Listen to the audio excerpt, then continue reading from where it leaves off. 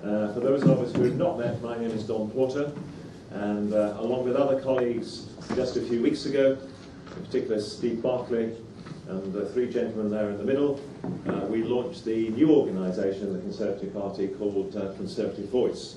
So it's my great pleasure today to chair this session and introduce the speakers to you. First of all, starting on the far right over there, Steve Barclay, Member of Parliament for North East Cambridgeshire and a member of the Public Accounts Committee. In Parliament, he focuses on achieving better value for money in public spending, promoting social mobility and improving financial crime prevention. Steve qualified as a solicitor in 1998 and then worked as an insurance company lawyer for AXA Insurance, as a regulator for the Financial Services Authority and director of the Regulatory Affairs, and then head of anti-money laundering and sanctions at Barclays Retail Bank prior to entering Parliament. J.P. Clorue, author, City of Westminster councillor, attracted by the Anglo-Saxon principles of liberty and free market economics. J.P. moved to Britain in 1994 and he founded Freedom Week, an annual seminar in Cambridge to teach UK students about the philosophy of freedom. As a Westminster councillor, he stands for low taxes, small government and deregulation. And our third speaker, Anthony Wilkinson, he has worked in the financial services industry for 23 years in the fields of fixed income, equity broking and most recently in fund management. This has taken him from London to Paris, Jakarta, Hong Kong and currently in Singapore. In 2006 he co-founded the first Asia-based resource efficiency fund, and he currently manages a $1 billion fund focused on sustainable investment in the energy, water and agribusiness sectors.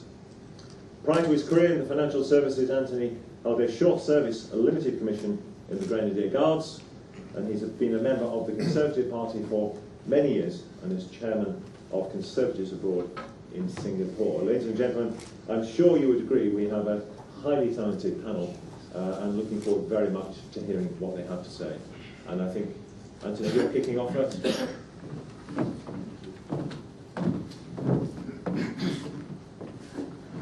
Well, let me start by thanking Simon Richards of the Freedom Association for allowing Conservatives Abroad Singapore to sponsor this event. I'd also like to thank my co-panelists very much for participating, and Don Porter, who is the founder of Conservative Voice, for chairing. So Britain has a huge number of expats, a hidden mass of ambassadors. The country should do more to leverage. 5 million of them are eligible to vote, but the fact is that 98% of them did not vote at the last general election, which is clearly a massive wasted opportunity both for the country but also for the Conservative Party. I think more should be done on that, and I remain amazed as to why this issue is not given more attention by the party. So that's my plug there. But on to the topic. I mean, anyone reading the press in recent times, and particularly the likes of Polly Toynbee in The Guardian, could be forgiven for thinking that if you work in the city, you're by definition part of some devious Ponzi scheme dreamt up and executed by a mad puppeteer sitting at the top of a Canary Wharf skyscraper. The city is full of banksters, the narrative goes, slick city traders and their minions who would sell their grandmother to get ahead. Oh yes, and they alone caused the greatest financial crisis since the Great Depression. Well, yes, a very few of the 1 million men and women employed in financial services in this country stepped over the mark, and they should be punished and prosecuted, as they are. And high standards of ethics and compliance must be the norm, and banking in particular, I think, has to improve its image, especially in regard to areas such as the manipulation of LIBOR. But it would be unjust and counterproductive for us to blame the city for the global financial crisis and this recession, and the government, in my opinion, should have had more moral courage and stood up to the mob rather than encouraging it. The most damaging claim is that the city caused the global financial crisis. That is way too simplistic. The cause was and remains too much debt. and an overly generous monetary policy under previous Fed Chairman Alan Greenspan led to excessive private borrowing, which caused an asset price bubble in British, American and Australian house prices in particular. And it's that bubble which is deflating. And it's deflating through a painful banking crisis as households and governments reduce their debts. But we in the UK definitely put icing on the cake. At the same time as proclaiming his policies prudent and so clever that they would abolish the economic cycle, Chancellor Brown compounded the error by borrowing way too much before the crisis and also selling our gold, as you may recall, right at the bottom of the cycle. He also turned a blind eye to maxed out credit cards and 120% mortgages. But perhaps the most serious consequences came from the initial 1997 decision to take away banking supervision from the Bank of England and give it to a light touch regime under the Financial Services Authority. Now, why is that still so relevant right now? Well, the very people that were responsible for many of the decision-making errors of the past are the same people who want us to vote for them again. And it's astonishing to me that people seem to have forgiven the Labour Party. Now, the bad news about these types of balance sheet recessions, which is what we're in, is that they last a long time. But the solution, please note, Messrs. Clegg, Balls, Cable, is not to go and borrow more money. Why not? Well, because firstly, we can't afford it. Our sovereign debt pile is rising at 7% of our national output per year. That's a very scary statistic. And sooner or later, the bond markets are going to ask for a higher return on their money.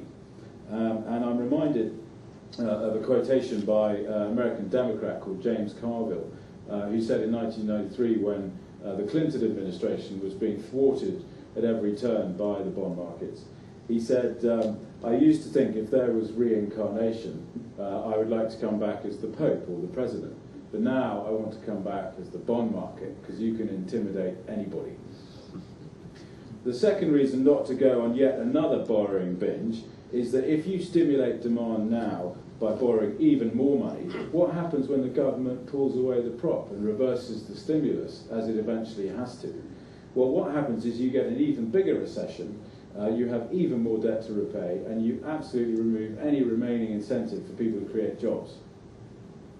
Now, British financial services play a big part in our economy. It generates 9% of our economic output, and it employs 3.5% of our employees. That's a pretty good ratio.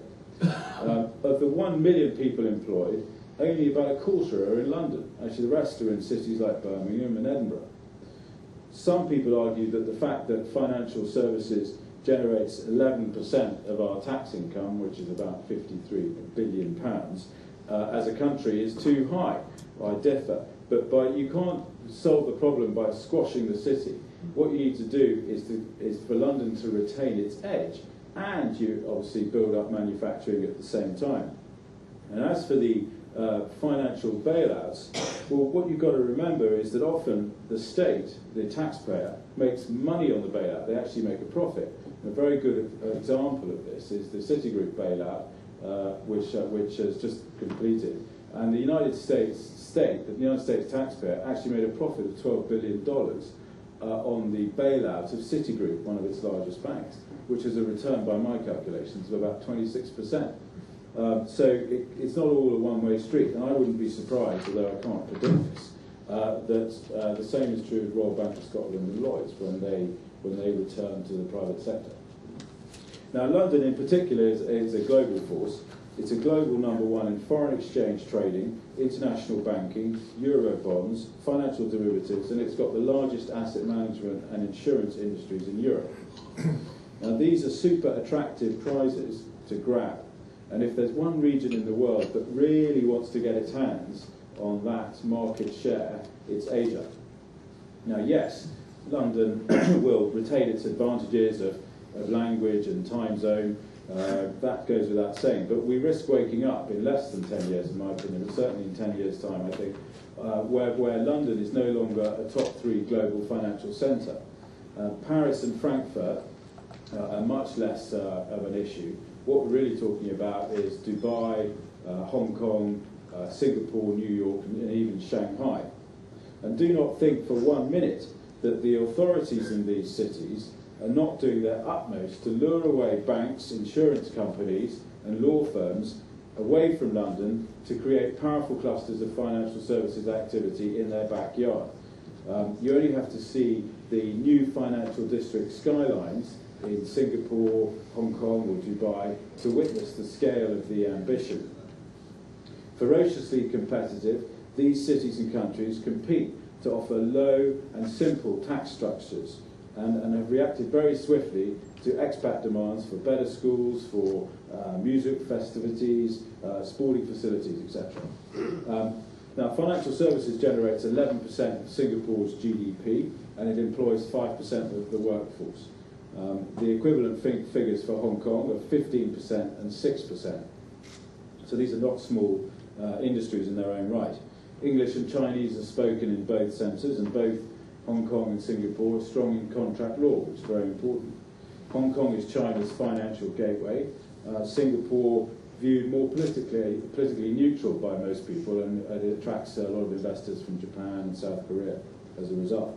Crucially, both are seen as banker-friendly, unlike perhaps I would say the case in London now. And a recent report that asked financial services executives around the world where they would most like to work ranked Singapore number 1, New York number 2, and London number 3. And London's percent has gone down to 22%. And that's a pretty low figure for London. So the Asian threat to the city is real. Now, many businessmen in Asia, where I live, they see Britain as obsessed by Europe. And this obsession comes with a high price tag, not just in terms of European Union over-regulation and unproductive employment laws, which we've been hearing about, but in the opportunity cost of Britain not being fully engaged in the highest growth areas of the world. And according to The Economist, emerging economies overtook the developed world 4 years ago in 2008. And emerging economies accounted for 3/4 of global growth between 2000 and 2010. And where were we? Well, we're nowhere. 4% of our exports go to Brazil, Russia, India and China. We import and export more with Ireland than the combined might of Brazil, Russia, India and China. That is a ridiculous statistic for us to behold. And why on earth should we deepen our ties to Europe, the part of the world most affected by low growth and demographic decline, when there are other parts of the world that are growing much faster? And I speak here as a francophile. I've lived in France twice. I speak French. But the next billion consumers are going to live outside Europe. There's more 100 million people population growth a year, next 10 years. So we're going from 7 billion to 8 billion by 2020. Vast majority of that extra billion people will live outside Europe. And the National Institute of Economic and Social Research recently estimated European Union growth at 0 this year and 0.9% next year. And you compare that to the growth globally, which is around 3 or 4%. Doesn't sound a lot, but when you compound that over a few years, it's a huge number in terms of pounds or dollars. And just a quick word on the direction of change in Europe. The chosen path of Europe's political elite, as we know, is ever closer union. Banking union, which is already underway, followed by fiscal union, economic union, and political union, a 10-year project. And I heard that from the mouth of Klaus Regling a few months ago, who's the chief executive of the European Financial Stability Facility. So he's right at the heart of what's going on in Europe. But can you see the majority of British people agreeing to let unelected officials in Brussels decide where their precious tax pounds are spent? Well, personally, I can't see that happening, and I doubt Britain will be alone. So my view is that we need to be global, not parochial. We need to think of ourselves as offshore, dynamic, flexible, low tax, highly entrepreneurial, and we need to have a foreign and economic policy that reflects those common sense realities. So what does that mean? That means leveraging back into Commonwealth countries like India, Singapore, South Africa. It means maintaining strong ties across the Atlantic to the United States and Canada, and building up our economic links with Asia. For me, that's the only way we as a country will be able to afford the welfare state, and the National Health Service. Very expensive bits of kit, very essential, but very expensive. And the only way we're going to be able to afford that is if we export more aggressively and generate more market share as a country, and indeed, obviously, afford to pay for first-class education for our children. But there's also a big opportunity, it seems to me, that we've got really talented people in industries of the future, industries that countries like China will need in order to upgrade their economies from low value-added manufacturing to more sophisticated consumer-led economies of the future. And these industries include financial services, they include media, design, advertising, fashion, technology, high-end manufacturing, to name a few. So perhaps I'll end there, but just to give you a couple more statistics, that since 2007, the city's workforce has shrunk by 100,000 jobs. That's 100,000 families affected, obviously. It's currently around 250,000 of the 1 million jobs around the UK, 250,000 in London. And that includes 30,000 jobs lost this year, by the way. And that's the lowest level since 1996. Morale is low. It reflects constant banker bashing in the press and by politicians, a highly uncertain economic outlook, and the impact of rising costs, but in particular regulation. And in my opinion, I think we should be very mindful of the need for this country to retain a healthy financial services industry that is competitive not just in Europe, but globally. And if you want growth, you have to be a major player in the high-growth countries of the world. And that, I believe, is a huge challenge for us in the future. Thank you.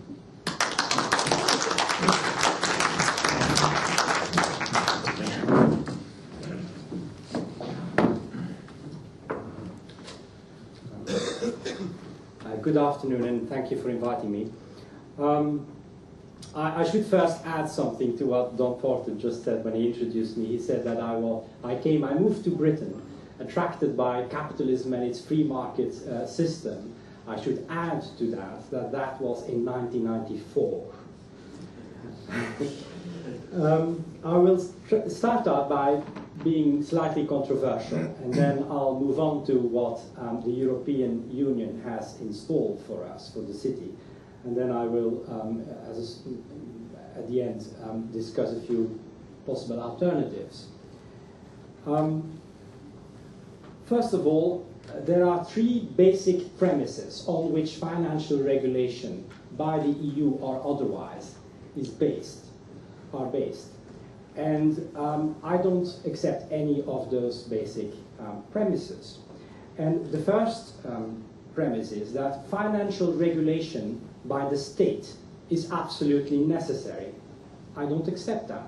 We have two very good examples of countries which did extremely well without any financial regulation by the state. And the first one is a historical example, is the Industrial Revolution here in Britain. Between 1750 and 1850, no financial regulation whatsoever. The stock exchange was entirely private, it was a private business. Did they swindle their investors? No, they did not, because it was not in their financial interest. Instead, they were self-governing. And if one of them was a fraudster, they wrote his name on a blackboard, and that person was ostracized from dealing in the city. Financial services were organized and given by a large number of professions, again, unregulated by the state. So, for example, banking services were also sometimes provided by lawyers or even tax collectors, entirely unregulated. The only regulation they had was the law, the common law, contract law, and tort, so negligence, but the state did not intervene. And as you all know, the Industrial Revolution was one of the greatest boom periods in human history. The second thing, if you then think, well, now things are far more difficult and specialized, and so now we need regulation because it's far bigger than the financial sector. But let's look at a more contemporary example. Hong Kong, in the 50s, 60s, 70s, and 80s, had no financial regulation. The governors refused to introduce it when London asked for it. You know, Whitehall permanently sent advisors to Hong Kong demanding that the governor and LegCo install regulation, and they systematically refused to do that. And I'm sure you will agree, Hong Kong hasn't done too badly either. The second premise I don't agree with is that we are currently living a crisis of capitalism. How can we have a crisis of capitalism if we don't have capitalism? 52% of GDP is spent by the state. In other words, we have a sort of half capitalism, half socialism. We have a sort of third way. You know that famous third way where the results are always third rate. And that's what we're having. We don't have a crisis on capitalism because there is no capitalism. The third premise on which financial regulation from Europe is based is that the 2007 crisis was caused by greedy bankers. Well, there is a slightly misunderstanding between cause and effect there. In my view, the crisis was caused by the loose monetary policy by especially the British and the American governments. For about a decade, they kept interest rates artificially low to create an artificial boom. So the banks were flush with cash, constantly on the lookout for new investments, took ever greater risks to provide a decent return, and then the bubble burst. And we saw it all started in America with Fannie Mae and Freddie Mac, whereby government-induced, the government encouraged people who should not buy property because they can't afford it. The government induced the banks to lend money to them, and that came all crashing down. So the greedy bankers, when greedy bankers, they were just trying to get a decent return. Such a large amount of cash was going their direction that they had to be ever more ingenious to find a decent return. Anyway, before you start accusing me of belonging to the flat earth society, I agree. We're not in a debating society, and we need to address the problems as they are posed to us. The main problem, of course, being the European Union. What is the European Union planning? At the moment, they are discussing 49 pieces of major legislation which can impact on the city. Sadly, economic growth, is no longer the main aim of European action, as it was probably their main aim between 1950 and 1980. But that's gone out of the window. What they're trying to do now is to stop certain financial financial activities altogether. And what I think we're seeing here is a clear example of regulatory failure spiral. It's something I invented, and I'm discussing it in the book I've just written. The government sees a problem and then introduces regulation to tackle it. That regulation in turn fails, and then they need to introduce further regulation to tackle those failures. The end result must be, and that's what we're now seeing in Europe, is that you stop the activity altogether. And certain economic transactions will become illegal. Now, in foreign countries, they are not illegal. Outside of Europe, they are not illegal. And therefore, we're losing those markets. Another problem with the European Union is that there are 17 Eurozone countries act in their own self-interest, and that is usually not the same as the interest of the 27.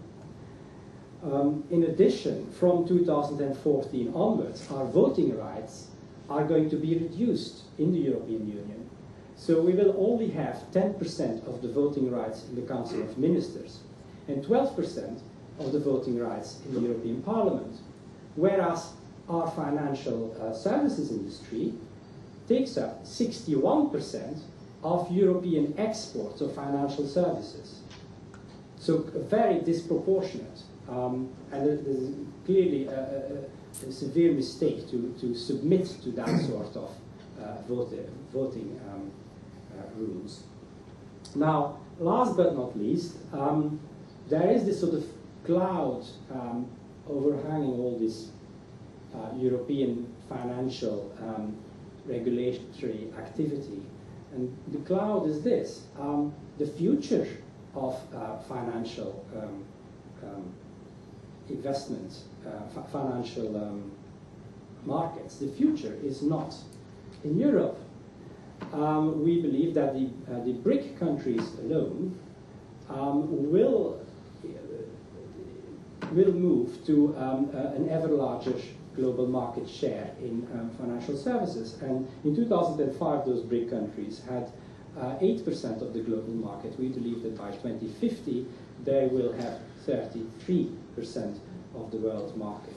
So the market is not in Europe. The market is outside of Europe. Now, what can we do about all that? First of all, here in Britain, we need to come to our senses. What is the city for?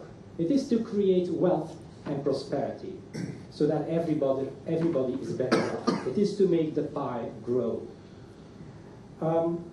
It, as been mentioned earlier, it raises 53.3 billion in tax revenue, the city.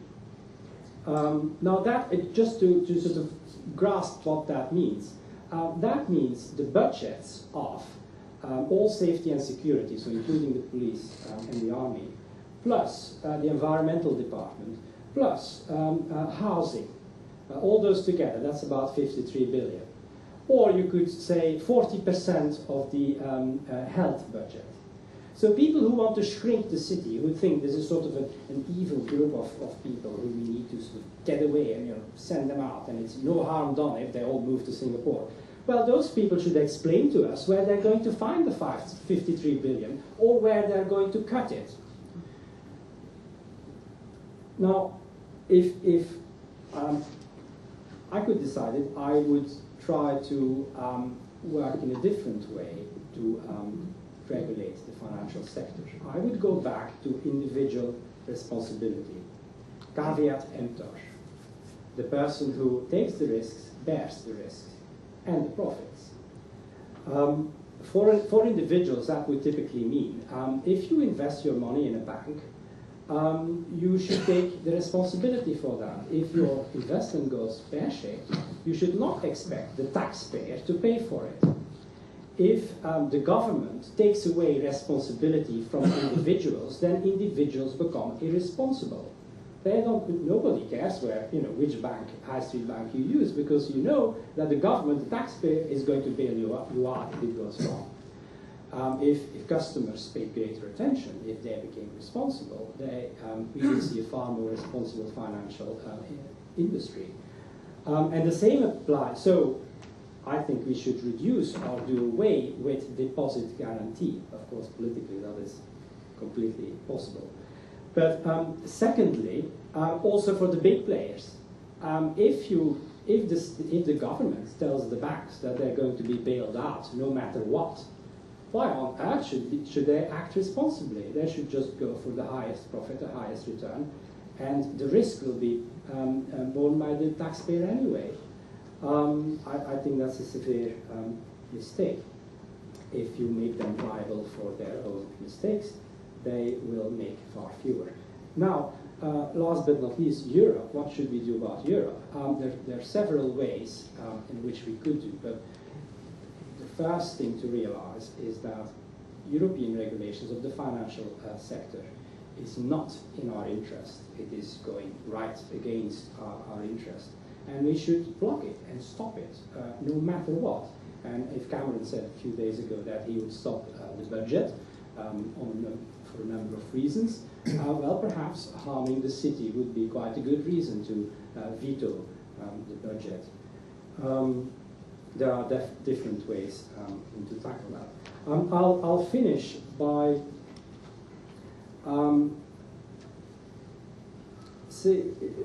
the European attitude, and especially the French attitude towards financial services regulation, seems to be that they want to punish le capitalisme sauvage anglo-saxon, the wild Anglo-Saxon capitalism. Well, as I explained earlier, I don't think we have capitalism. And actually, the countries who do have capitalism, that is the Far East, China increasingly, Hong Kong, Singapore, New Zealand, they are doing exceedingly well. So rather than to attack the capitalism sauvage, we should embrace it with open arms. Thank you very much.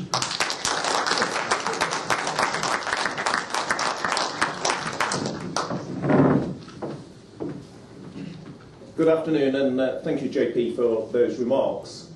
I think before putting the case for the City of London, we need to acknowledge that as far as regulation has concerned, there have been serious problems. If one looks at PPI, it was well known within financial services that there were problems with PPI far before the regulator actually acted upon them. We've seen the problems with LIBOR. We've seen on money laundering banks actually helping their clients evade their own controls. And obviously we've had the rescue of numerous banks in terms of RBS, Lloyds, Northern Rock, Hughes on the street. So I think firstly we've got to acknowledge that there have been problems, and I think the question is, what conclusions do we draw from those problems? And is the EU's solution, as JP referred, the 49 pieces of legislation currently planned, is that the right option to be taken? And I'm sure it won't surprise people if I conclude that the answer is no, and we'll set out why. But just before doing so, I think we've also got to recognise that this topic really does matter. Both Anthony and JP referred to 11% of our tax income coming from financial services, more than we spend on defence and a whole host of other departments. But also, I think the significance of regulation, which is often lost in this debate around heavy touch or light touch regulation, is that regulation is actually the enemy of innovation. And if it's harder to bring new products to market, you lose ground with competition, you make yourself less attractive in the global competition in terms of where businesses are going to cite new divisions. And it's also a deterrent around inward investment because regulation drives up cost. And if we are going to get ourselves out of the economic mess we find ourselves in, then clearly we need to be attracting inward investment into the UK and stimulating innovative business practice to compete with Asia moving forward. The motion actually says specifically, is it the EU and is it over regulation? Well, taking the EU, when I worked at the Financial Services Authority, over 70% of policy at that point came from Europe, and that has actually increased now. So as a Westminster politician, you feel really your hands are quite constrained, because the thrust of regulation that will impact on London is not actually shaped by the elected representatives of the UK. The majority of it is coming from the EU. And as a result, there's a lack of understanding often of the business model. And just picking up JP's comment when he says about the land grab in Europe, which is the case, this idea that this is an Anglo-Saxon model that has gone wrong, I would just politely remind those of an enthusiastic European bent that the Spanish, the Italian banks, the Greeks are not doing overly well with their model of regulation when they're pointing the finger at us Anglo-Saxons. But if you look at regulation like Basel or MiFID, the Market in Financial Instruments Directive, they're on their second, their third iterations. So it's clear that they have not worked, and the financial run on the banks shows that liquidity and capital were not set adequately. But it's also, is it over-regulation? Well, I would suggest it is, because a lot of it is misdirected. So if I give you an example from my old field, when I worked in money laundering, many people often would come to me and say, why are there these silly rules when Granny wants to open a bank account? And she's got to have all these documents, which you can easily forge, should you want, and open a bank account. But Granny is getting caught up, a new charity wants to set something up, and they have to go through a whole bureaucratic set of paperwork. And we've got that aspect of regulation on the one hand, and then we've got cases of banks actually helping their customers evade their money laundering controls with multi-million-pound transfers. So, for example, teaching them how to take keywords out of transactions. So the regulatory structure, as it has been with a rules-based approach, has not worked. And that's also linked into desk-based reviews. The regulator used to require institutions to send them the paperwork. Well, not surprising, the paperwork that was sent into the regulator would be fettered and controlled in order not to be incriminating. I would argue what we need to focus on is not more rules, not these 49 pieces of legislation from the EU, but a shift in two areas which are interlinked. The first is around individual enforcement. I think what happens is many of the rules are capturing the good, the innovative, the responsible business, the driving up cost. But the bad within the sector is often not punished. I'll just give you one example. The two biggest individual fines imposed since the financial crisis were on two executives of Northern Rock. In both cases, it was less than their bonus the preceding year. So I would argue, instead of having lots of rules, and when we had the financial crisis, the FSA handbook ran to over 6,000 pages. So I'd argue it's not a lack of rules that is the source of the problem and the need for more rules from Europe. I would argue instead of that, let's get less rules, but have more effective enforcement against individuals when they do abuse the system. And linked to that, I think the second point I would make is what is much more important than regulation is culture. It is the culture within institutions that has been at fault. A culture driven by short-termism, driven by bonuses that are not linked to shareholder capital, by the profits being focused in terms of people's bonuses and their losses socialised on the taxpayer. So it's the culture we need to look at within firms rather than having rules set at a distance which capture all, drive up cost, deter innovation, and end up pushing business to Asia, which our economy can ill afford.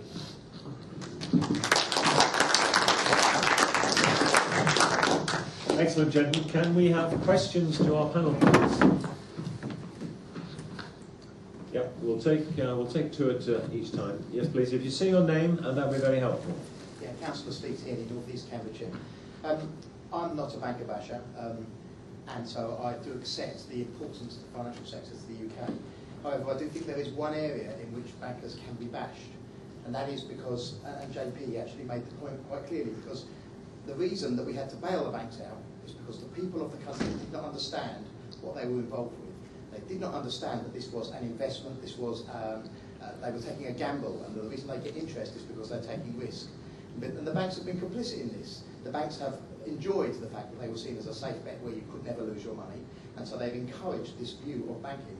And I think there is your problem. The problem is that people, when banks go down, say, well, you must protect me then because we didn't know this could happen. And I propose that all we need to do is make it clear to the people of the country that banking is an investment and that there is a gamble involved. Or alternatively, make it so that banks can be the old-fashioned Wells Fargo style vault if they want to follow that business model. Now I know that that is somewhat Vince Cable-ish, but I think there is some value in that. Thank you. And the second question here before the panel. Simon Richards, Freedom Association. I just like something that Anthony touched upon was the role of the Commonwealth and also the appalling imbalance of trade, how little trade we do with the BRICS countries compared to, say, our trade with Ireland. I just like I have to admit that we're publishing a book on the Commonwealth this week. Tim Hewish, the authors here, and we've been putting the case for greater trade with the Commonwealth. So I'd just like to ask all the panel really how quite practically they feel that we can go about benefiting from our links with the Commonwealth in a way that will assist British trade, in particular the city. Great. You would like to kick off? Yeah, sure. Well, I agree with you. I mean, I think the central thrust of a lot of the regulation that's coming in from America, Britain and Europe, actually all at the same time, which is not brilliant because everyone's getting very confused, is to separate or ring-fence investment banking from retail banking. Personally, I think that's a smart idea. but you've got to do it in a way which doesn't, throw the baby out with the bathwater, because you obviously want these banks to continue to lend and support growth of small, medium-sized enterprises, particularly, which seems to be a big problem at the moment for lots of good reasons. So personally, I feel that that's the smart way to go about it. But you've got to do it in a way that, as I say, doesn't destroy the banks or curtail their activity massively at the same time.